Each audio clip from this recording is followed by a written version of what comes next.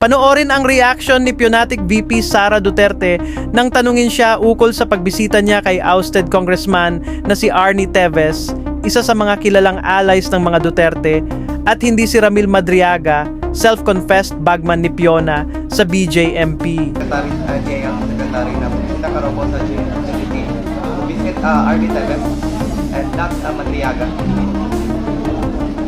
Bahala sila kung anong gusto nilang sabihin. Basta ako, ang sinabi ko, hindi ko kilala si Ramil Madriaga.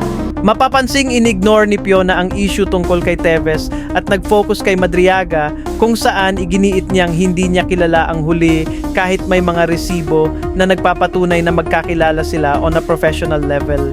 Mga picture kayo, baby. O tayo din, may picture din tayo. May picture ako sa at least siguro 1 milyong Pilipino. At yung mga event na yon, tulad ng inauguration ko, siguro mga nasa 4,000 tao ang may individual pictures sa akin. At sa mga Zoom meetings ng parallel groups, more than 300 participants ang isang Zoom meeting. Propaganda lang ito, baby, sa'yo, against sa'yo. Nag-release na naman kami ng statements eh. Kung lahat akusasyon lang, walang ebidensya, ibig sabihin, paninira lang yan.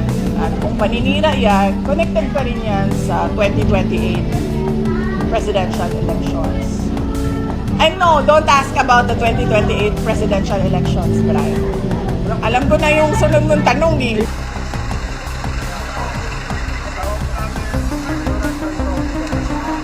Ayan. Susuotin niya yung headband. Picture yan. Ayan, mga kaisip. Nagkakagulo.